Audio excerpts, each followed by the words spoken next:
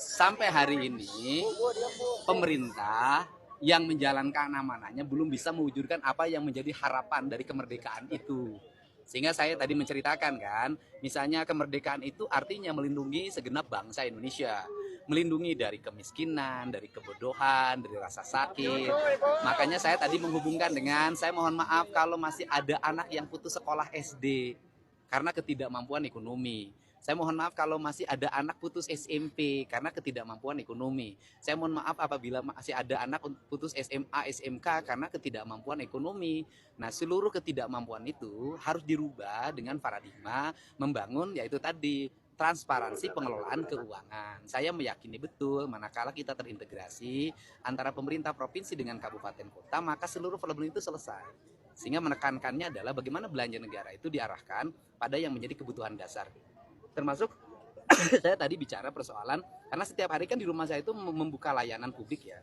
Jadi banyak orang yang datang dalam perut sudah terbuka, lagi dioperasi, operasinya bisa berjalan tapi ekonomi di rumahnya sudah tak mampu, anaknya kemoterapi, kemudian ekonomi tidak mampu untuk ongkos bolak-balik ke Jakarta.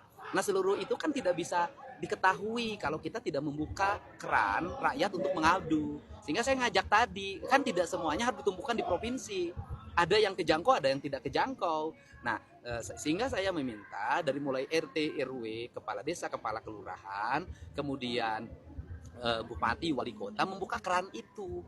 Orang datang deh selesaiin masalahnya gitu, karena ini yang terjadi di Jawa Barat. Itu datanya di saya lengkap banget yang seperti itu, datanya lengkap banget. Jadi banyak yang setiap kali ke rumah tuh rata-rata 100 orang ya, 100 orang. Nah, sekarang ini ada yang dirawat itu datang mengalami berbagai problem, datang ke rumah saya pingsan, akhirnya sehari ini dirawat di rumah sakit. Seminggu yang lalu datang ingin minta dioperasi rahang dan kemudian setelah itu meninggal, dan itu saya kembalikan ke Cianjur sebagai kampung halamannya.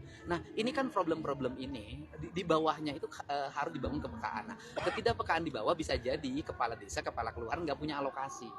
Tetapi juga saya ingin nanti mau menyimpan alokasi di desa dan kelurahan kalau mau jujur mengelolanya. Kan itu problemnya, mau nggak sih jujur ngelolanya kalau dititipin dana 30 juta oleh saya per tahun, mau nggak sih nanganin orang-orang yang mengalami problem mendesak itu. Ini kan problemnya itu.